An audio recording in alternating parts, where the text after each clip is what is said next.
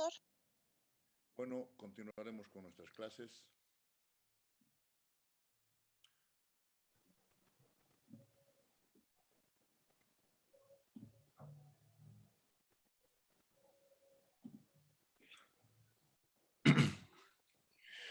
Habíamos hablado del dolor, habíamos hablado de hemorragia, mejor de náuseas y vómitos. Hemos hablado de los tipos de vómitos, específicamente le hemos dado cierto especial, digamos, lugar al vómito hemorrágico, a la hematemesis o la hemorragia digestiva alta, etcétera, etcétera. Continuando, vamos a hablar de la regurgitación. Ya conocen ustedes cuál es el término desde el punto de vista semántico, es la devolución de parte del contenido del estómago hacia la boca y que va a poder tener dos caminos. O rumiación, vale decir masticar el alimento ese que ha sido regurgitado y prácticamente volver a deglutirlo. Y el mericismo, ese alimento regurgitado, eliminarlo al exterior. En general se observan estas alteraciones en pacientes con dispepsia crónica y en neurosis. Obviamente, ¿no? Sobre todo la rumiación en humanos, muy complicado, más que complicado, realmente da cierta situación de especial expectativa para ver quién puede regurgitar y comerse otra vez el alimento. Hay que pensar en problemas ni siquiera neuróticos, sino quizás psiquiátricos, ¿no?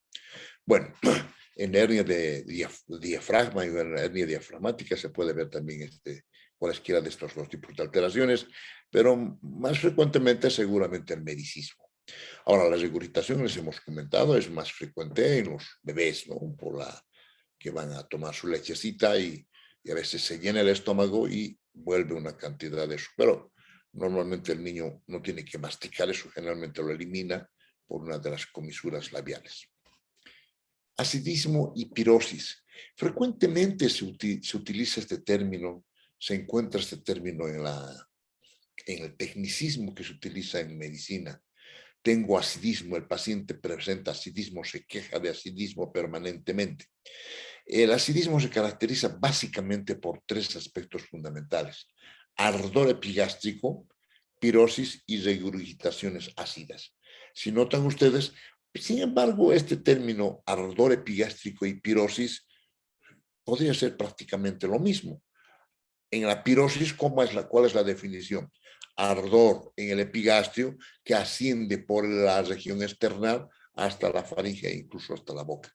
Entonces se puede observar este acidismo, un término con demasiado uso, quizá mal uso, y podríamos hablar mejor de pirosis nada más, ¿no?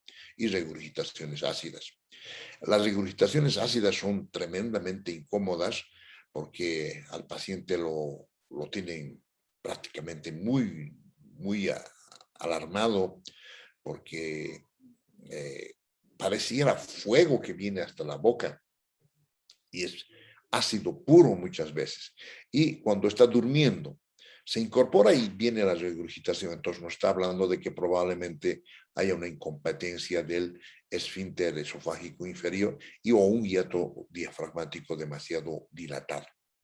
Entonces hemos hablado de esa gente que se provoca vómito, ¿no es cierto? Un vómito, el vómito es espontáneo, la náusea, el vómito son espontáneos, pero si uno se provoca vómito, puede evidentemente lesionar este esfínter esofágico y provocar una hernia de hiato muchas veces, que en definitiva llega a una regurgitación, a un esófago una esofagitis de reflujo y finalmente a un esófago de Barrett que les he comentado que es de mucho riesgo. Se observan estas alteraciones, les decía ya, un poco incrementando o aumentando las causas de este acidismo, entre comillas, que tiene reflujo, pirosis, reflujo de jugo gástrico y ardor en el epigastrio. En el reflujo gastroesofágico, específicamente al que me he referido. La gastritis también puede provocar esto, la úlcera gastroduodenal. Y aquí aparecen algunos otros cuadros que sin ser cercanos al hiato diafragmático provocan este acidismo. La colecistitis, la apendicitis, las anexopatías, el embarazo. Muchas veces la paciente gestante se queja de este síntoma. Me arde el estómago, tengo hace días. Muchas veces dicen hace días más que acidismo. Hace días quiere decir que hay ardor en el epigastrio propiamente. Estos otros términos también hemos hablado, hemos conocido, por lo menos el primero, aerofagia, ¿no es cierto? La deglución de aire que se observa en la ingestión de bebidas carbonatadas, Coca-Cola, Pepsi-Cola, cualquiera de estas sustancias o de estos líquidos que contienen aire a presión. Entonces se deglute y obviamente se llena de gases y tenemos que eliminarlo a través del eructo, que es una eliminación brusca del aire contenido en el estómago que se ha provocado por la aerofagia, por la deglución de aire. Es brusco, las más de las veces es inodoro. Sin embargo, pueden oportunidades tener un olor fétido, o por lo menos a los alimentos que ha ingerido el individuo, ¿no es cierto? Entonces puede tener un mal olor. Y el hipo, que es la contracción espasmódica del diafragma, generalmente por irritación del nervio frénico y del centro frénico propiamente, por vecindad. Pacientes que tienen gastritis crónica, pacientes ulcerosos, pueden por reflejo provocar irritación de los nervios frénicos y en consecuencia provocarse este síntoma que es muy complicado, más que complicado, es incómodo. No sé si ustedes han estado o han visto gente con hipo, con crisis de hipo de varios días. Entonces, ¿qué es lo que creen que va a ocasionar el hipo permanentemente? O sea, esa contracción espasmódica del diafragma. ¿No es cierto? Esa característica. ¿Qué creen que va a ocasionar si tenemos un paciente que está con hipo 4 o 5 días? ¿Qué creen que como consecuencia va a presentar este paciente? ¿De qué se quejará después? Es fácil, ¿no? Se va agotando el músculo diafragma. Entonces hay dolor muchas veces en la base, en la superficie o en el área de extensión del diafragma, que es la base del tórax. Entonces el paciente se queja de dolor, porque tanto contraerse el músculo diafragma, llega a un agotamiento muchas veces y duele. Entonces hay que calmar el hipo. A ver. ¿Quién está en aula y está despierto? Coronado Karen. No Coronado, creo que antes de ayer nomás le hemos preguntado algo. Estrada Noelia.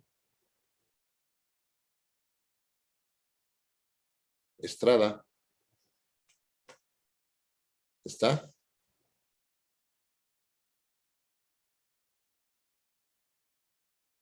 No. Bruna Fernández Rocha Bruna. ¿Cómo se solucionará el hipo? ¿Qué cosas has escuchado, Bruna?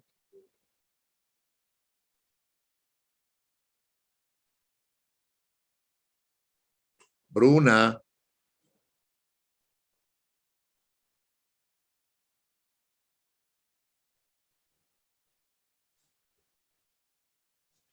¿Está o no está Bruna? Porque según lo que he pasado, lista está.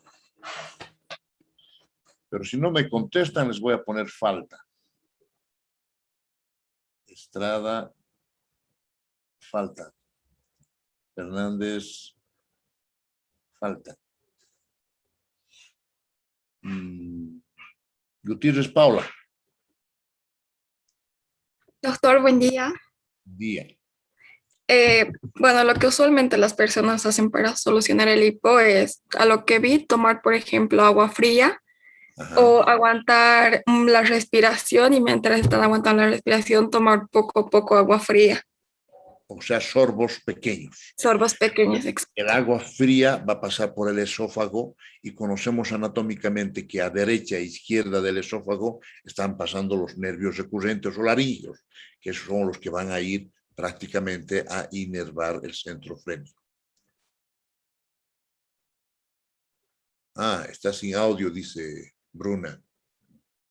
Bueno, pero díganmelo, porque si no les voy a poner falta. Les voy a poner falta, porque es como si no estuviesen, ¿no es cierto? Gracias, Paulita. Bien, otras posibilidades de calmar las crisis de hipo, Barja, Maribel. Doctor, buen día. Bueno, Solo he escuchado de los que habla Paola, no he escuchado más. otra, una muy común.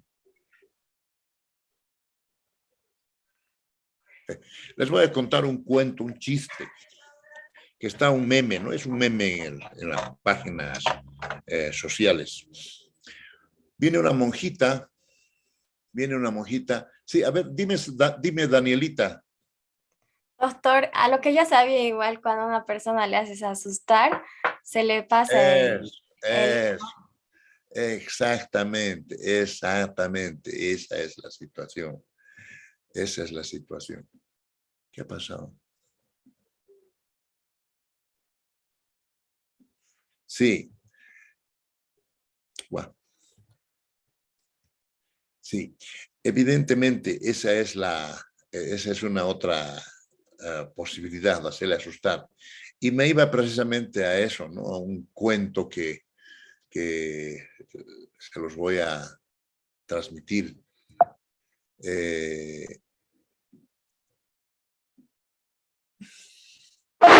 Resulta que una monjita, han debido leer esto.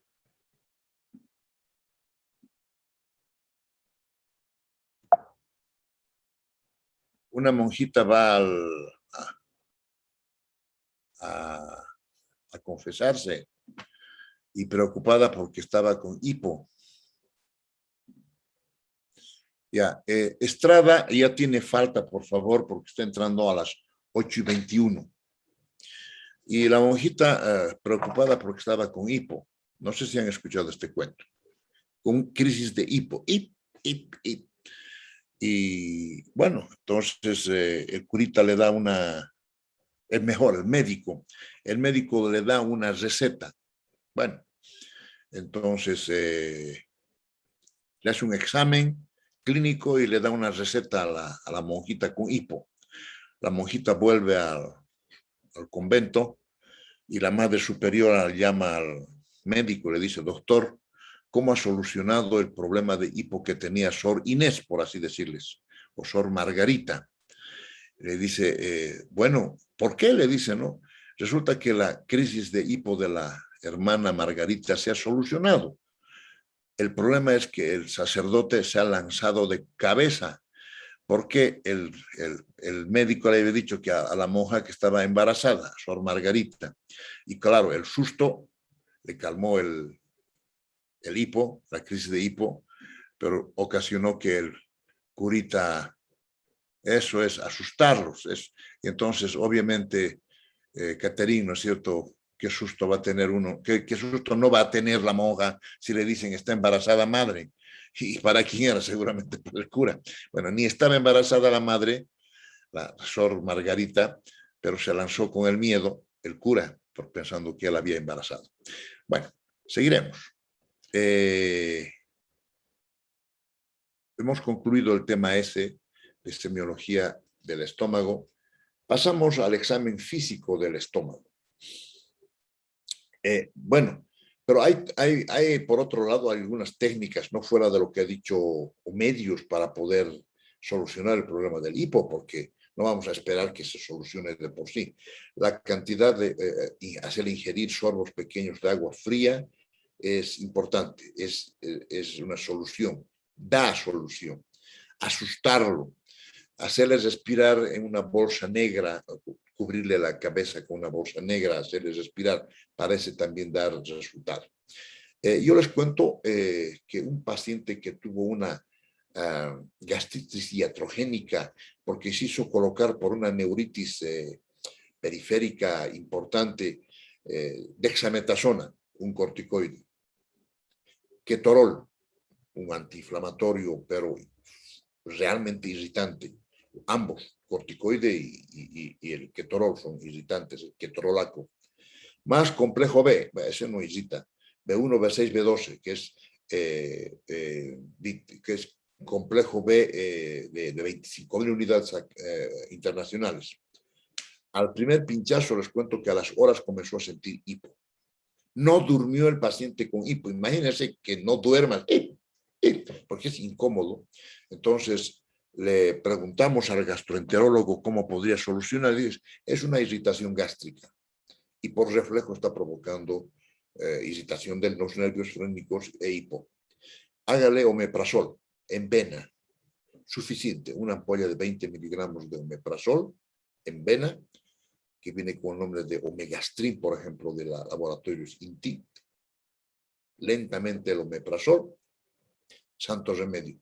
Recién pudo dormir el paciente. Entonces, se puede utilizar. Si tenemos la causa del hipo, una irritación de los nervios frénicos, es posible que utilizando bloqueantes H2, como el omeprazol, o también bloqueantes de la bomba de bloqueantes H2, ¿no es cierto? O sea, el bloqueantes H2 tipo, ¿qué les digo? Ranitidina, o famotidina, o nisatidina, o bloqueantes de la bomba de protones, como es el omeprazol, el lansoprazol, el pantoprazol, etcétera, pueden producir un alivio del hipo. Bien, cambiamos. Examen físico del estómago. Resulta que en el examen físico, como lo fue lo del esófago por su profundidad, lo del estómago, si bien es cierto que es posible acceder, tenemos acceso al examen físico del paciente con patología del estómago, sin embargo, por ejemplo, la inspección es pobre en resultados. Probablemente nos dé, por ejemplo, un abdomen excavado, deprimido en los pacientes caquéticos y desnutridos, o probablemente un abultamiento al revés. A la vuelta. Hola, sí. ¿Alguien quiere decir algo? ¿Alguien estaba comentando algo, muchachas? Bueno, debe ser algún comentario entre ellos o entre ellas. Si se puede encontrar deprimido el abdomen en la región epigástrica, podemos encontrar también a su vez un abultamiento, o en vez de la depresión, un abultamiento que se observa, y esto tenemos que tomar en cuenta. Lo grave sería encontrar tumores del estómago, tumor gástrico, y es posible. Y también dilatación gástrica aguda del estómago puede observarse como una complicación. Otra situación interesante, otro aspecto interesante que se puede inspeccionar es las contracciones peristálticas del estómago queriendo vencer una obstrucción a nivel del píloro en la llamada estenosis pilórica, que vamos a ver como un cuadro patológico de este capítulo seguramente mañana. La elevación intermitente del epigástrico y el peristaltismo, como dice la lámina gástrico, visible. Son contracciones de lucha del estómago queriendo vencer la resistencia que se opone en la estenosis pilórica, generalmente por cáncer y o úlcera. Entonces tenemos que tomar en cuenta en esta patología. Entonces aquí estamos viendo en la gráfica un abdomen emaciado, que ya conocen ustedes esta gráfica, emaciado, caquético, en una paciente terminal, ¿no es cierto? Entonces el epigastrio está deprimido completamente, como está todo el abdomen. En este otro bebecito igualmente. Pero no nos olvidemos que en esta zona, en el epigastrio, podemos encontrar tumoraciones pequeñas, no precisamente ese conflicto de lucha por la estenosis pilórica. Podemos encontrar por la cercanía, por la presencia de la línea alba, se recuerdan que es una zona débil del abdomen, Entonces pueden aparecer hernias epigástricas, y de hecho existen hernias epigástricas, o muchas veces que los rectos se entreabran en los rectos y se produzca una diastasis de rectos y una eventración muchas veces. Entonces, tengo que ver el abdomen. Es interesante, por ejemplo, este hecho, esta gráfica de una tribu africana.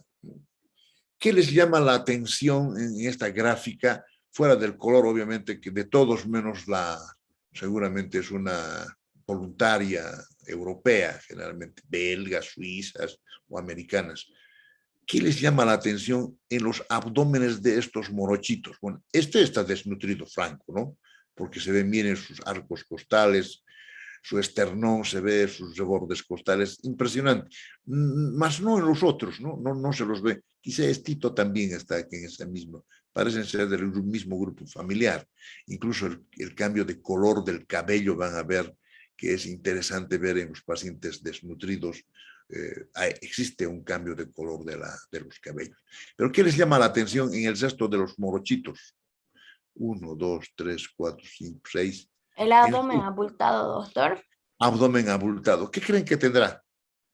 Ascitis. Kwashiorkor, doctor. ¿En qué causas puede estar el abdomen distendido, así un abdomen abultado? Ya hemos dicho. 1, puede haber un aumento de aire. ¿Qué se llama eso? Aumento de aire. Meteorismo. Punto. Puede haber aire en la cavidad abdominal. ¿Qué se denomina? Seguimos con aire. Ascitis. Meteorismo. Aire en la cavidad abdominal. Neumoperitoneo, doctor. Neumoperitoneo. 2. Nos evitaremos ya ahora el aire. Digamos que hay líquido en la cavidad abdominal. ¿Qué se denomina eso? Ascitis. Ascitis. ¿Ustedes creen que tenga ascitis estos niños? Tendríamos que comenzar.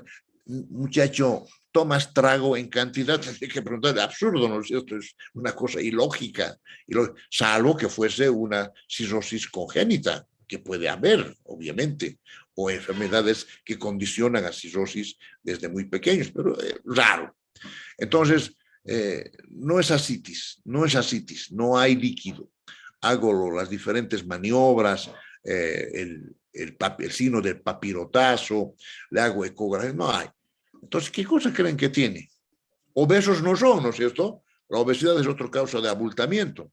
Obesos no son, porque tendría que ver si hay obesidad aquí en la panza, tendría que también haber en los muslitos, en las piernitas, ¿no es cierto? Regordetas, pero no, la panza enorme, abultado el abdomen y las piernas delgadas. Entonces, ¿qué pensará que hay?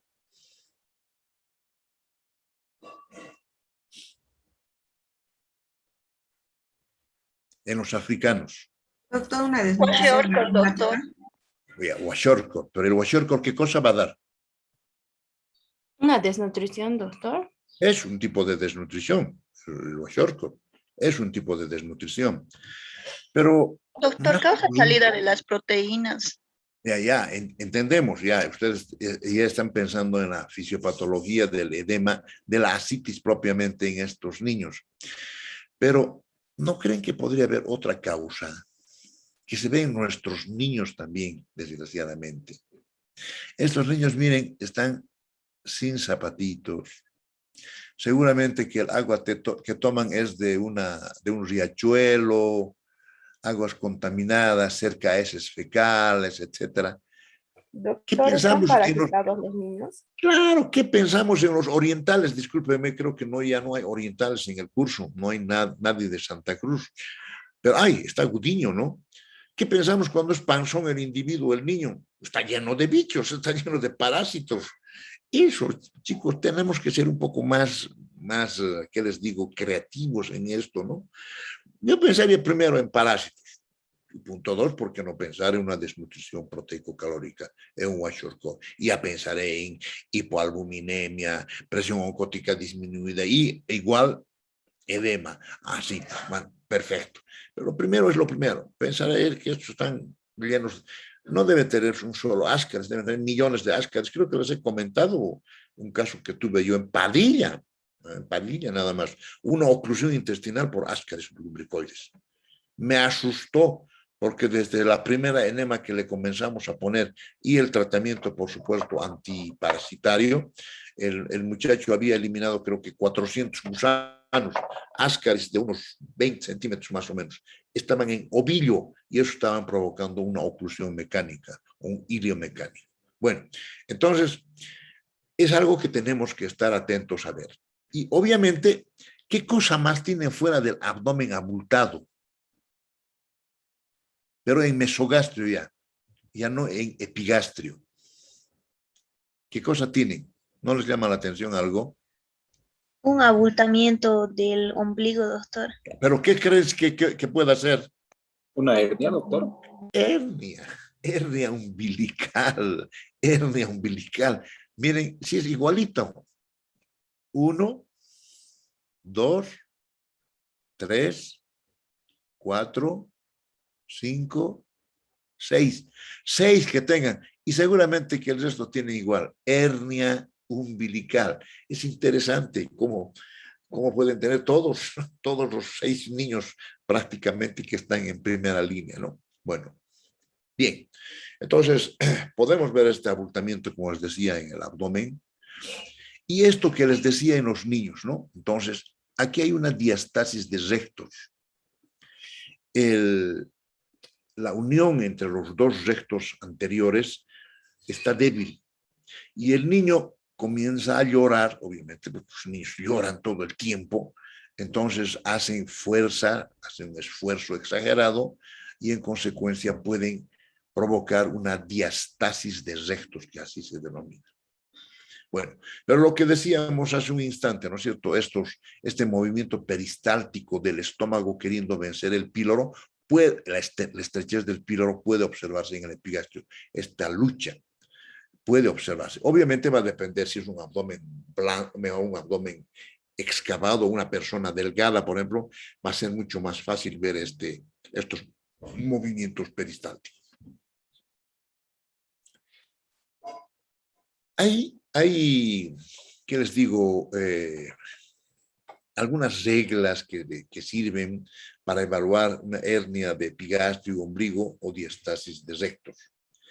¿Qué es lo que se hace? Es una maniobra muy, muy sencilla, es una recomendación que se hace. Estoy con la duda de que será hernia epigástrica, hernia umbilical o diastasis de recto. Lo que hago es esto. El paciente en decúbito dorsal se le toma de las manos y se le levanta suavemente, progresivamente, pero sin que llegue a estar sentado. Entonces se levanta progresivamente y va a ser obviamente una contracción de la cincha abdominal. Entonces ahí puedo darme cuenta, una hernia de epigastrio va a aumentar su volumen, una hernia de ombligo igualmente, y la diastasis de rectos va a parecer mucho más manifiesta. Aquí estamos viendo en la gráfica de la derecha una hernia umbilical antes de la operación, ¿no? Es una apariencia antes de la operación preoperatoria. Si ustedes están observando, es esta pelotita prácticamente que está saliendo por el ombligo. Aquí están los músculos rectos, la piel, etc. Y después de la cirugía, miren, el problema es que es una pequeña porción de intestino que está para salirse por la hernia o acompañando a la hernia. Y ese es el temor que existe, que tranquilamente estos músculos se contraigan en esta sección, en esta porción, en esta línea, y provoquen una necrosis, primero una isquemia y finalmente una necrosis de esta porción de intestino delgado. Pequeñísima porción, apenas una punta, pero puede suceder. Entonces, tengo que solucionar lo más rápidamente posible, si no voy a tener una incarcelación o una hernia estrangulada, que así se denomina. Ese es el riesgo, así sea pequeña. Incluso con más frecuencia las hernias pequeñas, umbilicales o epigástricas, son las que propenden a estrangularse. Entonces, la solución tiene que ser definitiva. Y seguramente ya han visto en cirugía ustedes algo, se cierra en planos. Piel, celular subcutáneo, aponeurosis, digamos, externa, músculo, aponeurosis profunda, peritoneo y obviamente el intestino, que esta porción de intestino ha tenido que ser enterectomizada. ¿Qué faltaría para que no me aparezca más hernia? Algo que hemos recomendado y hemos dicho, y seguramente el doctor Baptista les ha comentado. ¿Qué me falta poner acá debajo? Porque les aseguro que tarde o temprano, esto que parece tan bien remachadito, podríamos decir, va a Una volver malla puede ser, doctor. Excelente, ese es el tema. Una malla, sí o sí tengo que poner malla de, no es de gallinero, ¿no? Milrow, Marlin, Milrow creo que es. Marlin, Perdón, doctor. malla de Marlin, no tienes por qué perdonarte. Malla de Marlin se denomina. Es una malla, obviamente es sintética, pero refuerza prácticamente esta porción. Entonces el cirujano va a fijar acá una porción de la malla, aquí en este otro extremo igual, de tal manera que se choque contra una especie de, contra esta malla, que es como una malla, entre comillas, como si fuese para evitar que pasen los zancudos, ¿no es cierto? Entonces, este tipo de malla se vende creo que por centímetros, no estoy muy seguro, pero los cirujanos son los que manejan más esta situación. Entonces, eso es lo que se hace. Lo mejor es colocar malla. Hernia a la que no se ha puesto malla es hernia recidivante. Y si es una hernia recidivante por un orificio natural, ¿qué nombre recibe? Hernia incisional. Hernia incisional, ¿qué nombre recibe? Eventración o hernia incisional. Ya se han olvidado, ¿che? Bueno, aquí está, una hernia umbilical, ¿no es cierto? Esta es una hernia umbilical. Tengo que operarla sí o sí. No hay como los tratamientos anteriores que nos aconsejaban y nosotros aconsejábamos y hacíamos. Pero si es pequeñita esa hernia, va a desaparecer sin problema alguno. En oportunidades sí, dependiendo de la edad del bebecito. Entonces, lo que hacíamos era una pelotita de algodón, introducíamos en este orificio, porque hay un orificio herniario, un anillo, y cubríamos con tela adhesiva. Bueno, ha dado resultado en algunos casos, no siempre, pero bueno, puede ser la primera medida, ¿no? ¿A quién le va a gustar hacerle operar a su hijo que tenga 1 o 2 años? Yo creo que a nadie.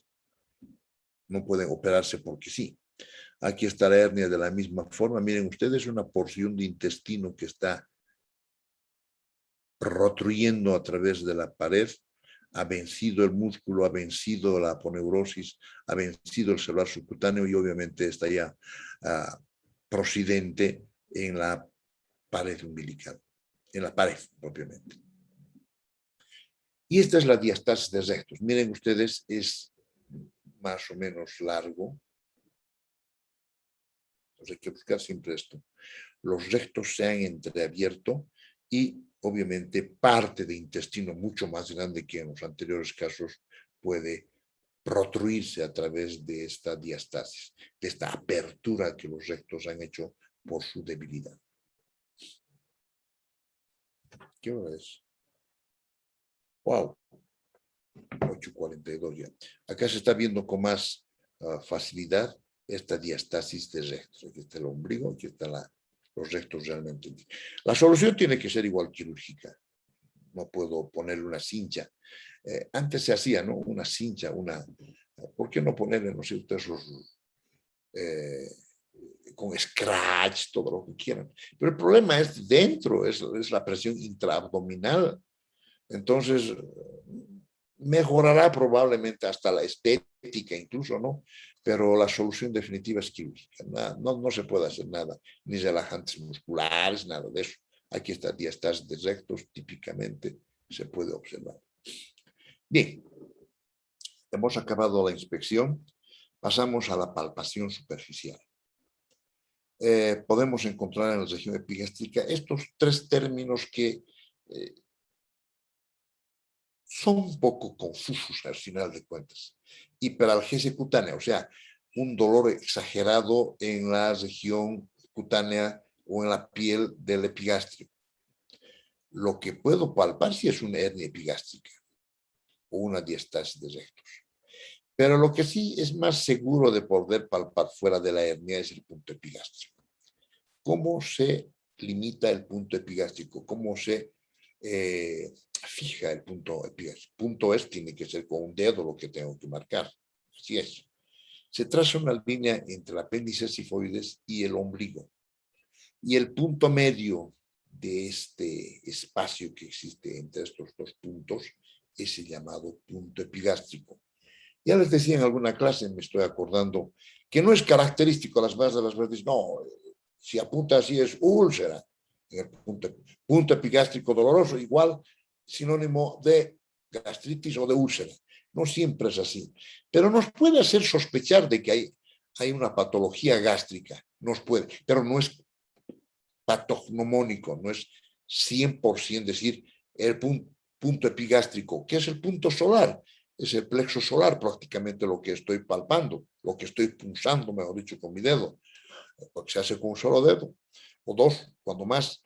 Entonces, al presionar ese punto epigástrico, punto solar, punto doloroso, 3, 4 cruces, y que me está hablando de una patología específicamente gástrica. No es así, pero nos puede servir de alguna manera.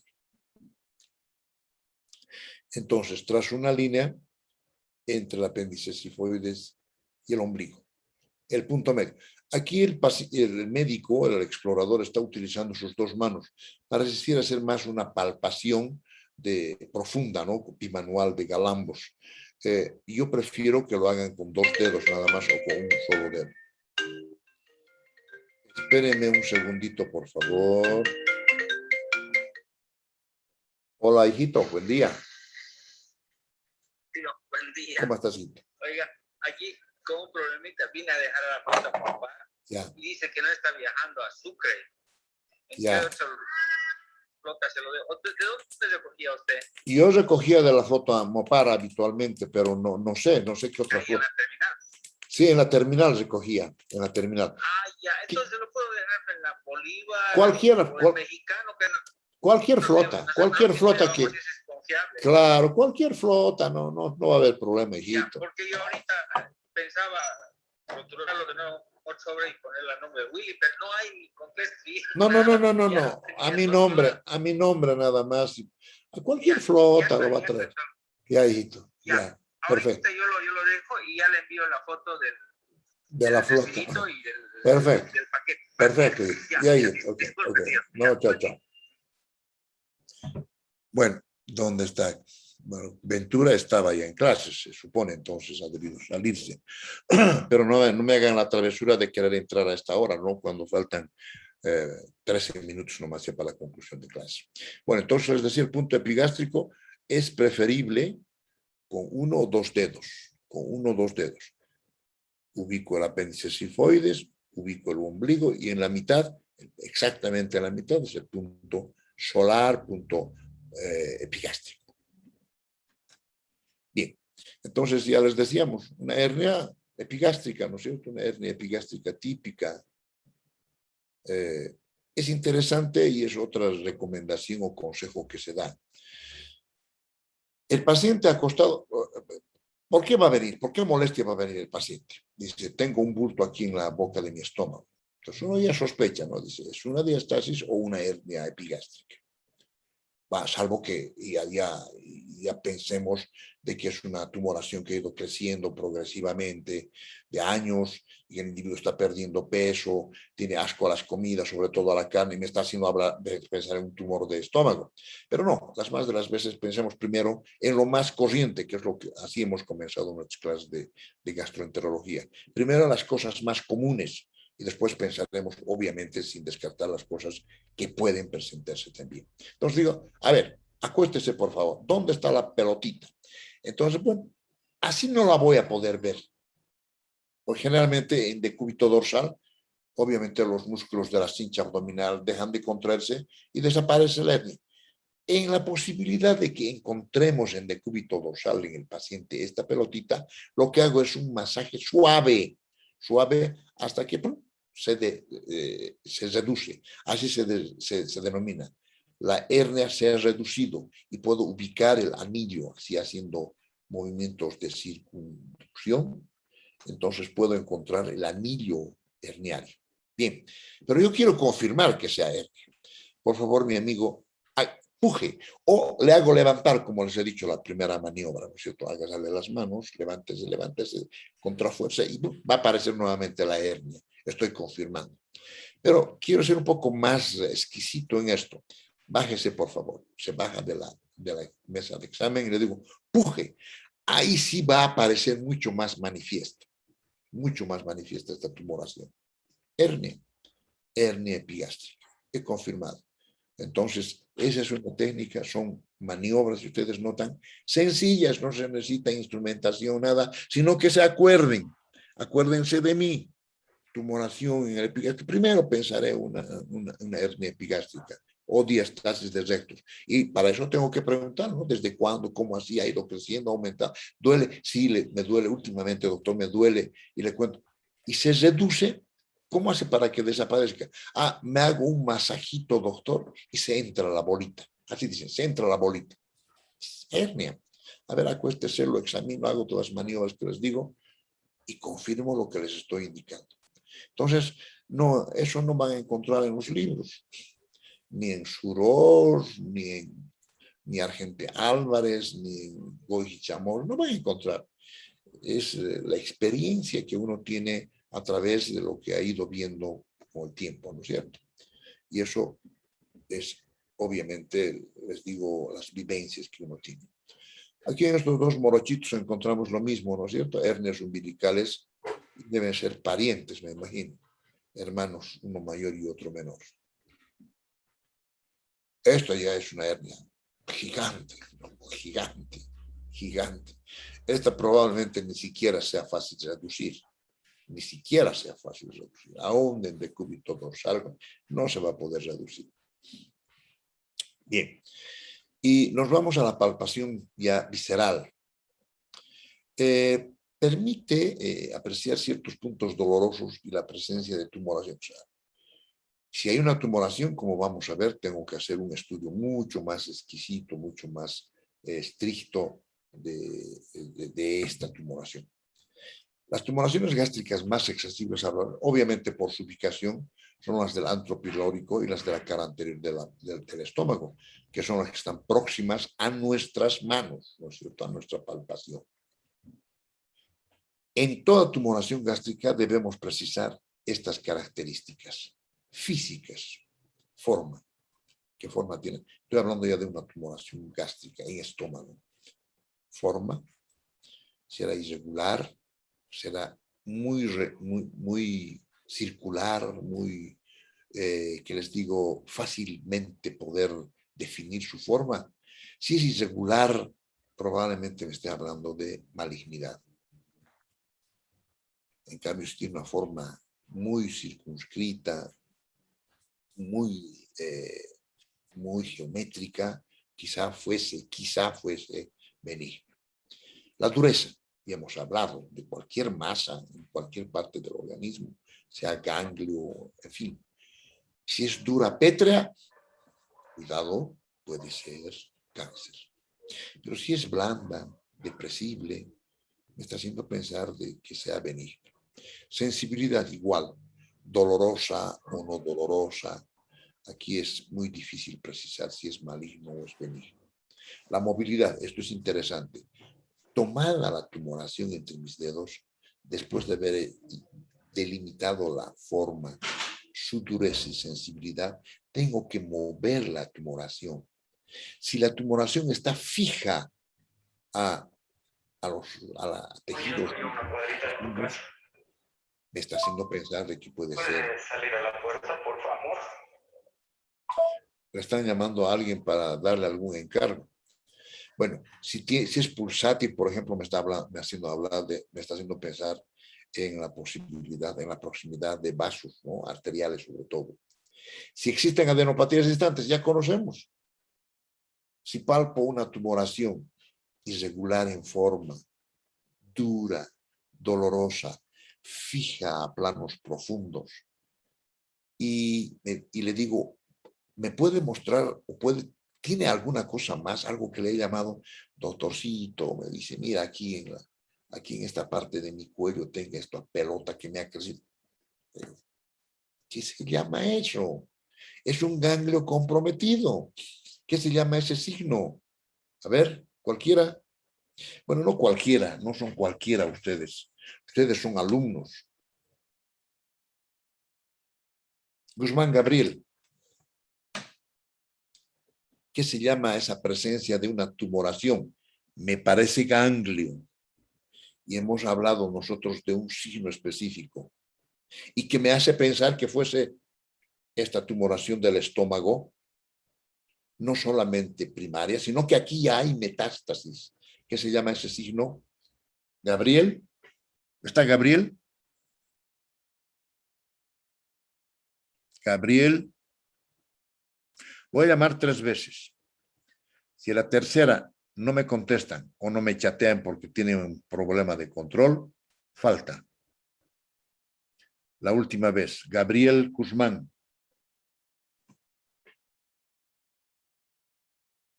Falta. Castro Moreno. Gabriel. Doctor. Presente, perfecto. Ya. ¿Qué se denomina ese signo? Hemos hablado cuando hemos hablado de cuello y hemos hablado cuando hemos hablado igualmente de semiología de linfáticos. Y había en uno de los cuestionarios, me recuerdo, que son adenopatías distantes. No, no recuerdo, doctor. Bueno, pero por lo menos está presente. Aquí está, esta tumoración. ¿Quién se acuerda? ¿De Virchow, doctor? Signo de Virchow. Signo de Virchow. Y me está haciendo pensar que la tumoración que he palpado puede haber dado ya metástasis hacia... ¿Qué región es esta? Supraclavicular, doctor. Supraclavicular izquierda. Encuentro una tumoración igual, voy a hacer todos los aspectos que hemos hecho igual, forma, dureza, etcétera, etcétera, y me está haciendo pensar de que sea un signo de alarma de Virchow. Sí, señor, así es. Bueno, con este signo nos vamos a quedar. Voy a pasar lista.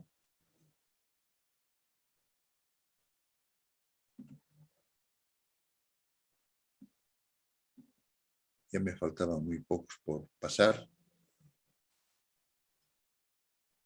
Por si acaso no se vayan a asustar. No, bueno, no estoy compartiendo pantalla. Faltaba Bocanegra. Falta. Castro Dalia. Presente, doctor. Eso. Cruz Roger está. De Aquino también. Díaz Zoraida están. Maturano entró. Maturano está. Presente, doctor. Eso. Maturano. Montaño. Presente, doctor. Lauren. Oropesa entró. ¿Dónde está Guzmán? Falta.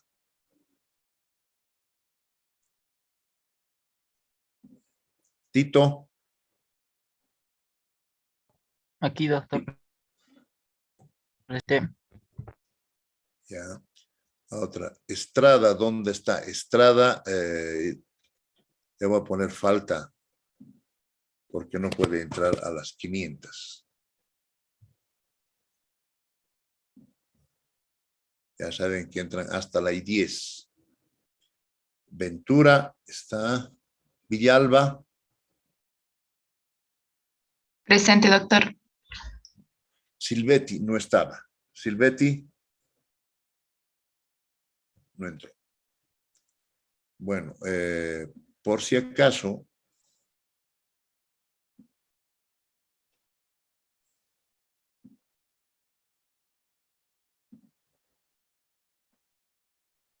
aquí está la lista por si acaso, ¿no? Entonces están perfectamente identificados. Hay 3 líneas rojas y me dirán qué son. Bueno, son 3 estudiantes que ya han abandonado la asignatura. Belén, Gómez y Gutiérrez Fernando. No me acuerdo cuál de los muchachos quiso volver a clases, pero yo no podía autorizarle porque tenía más de 3 faltas. Es más, hay algunos que se nos han escapado en práctica y están anotados. Ellos tendrán que solucionar de alguna manera porque yo le estoy poniendo condicionalmente el resto de las prácticas. Bueno, jóvenes, gusto de verlos. Cuando son las 8:08 con 59 minutos, damos finalización a nuestra clase de hoy. Y mañana nos veremos ya con algunas maniobras como las de leve, el chapoteo. Y finalmente ya vamos a entrar a gastritis, úlcera y cáncer de estómago, que son patologías ya que espero poder avanzar. Gusto de verlos, que sea hasta mañana. Buenos días. Hasta luego. Hasta luego, doctor. Gracias. Hasta luego.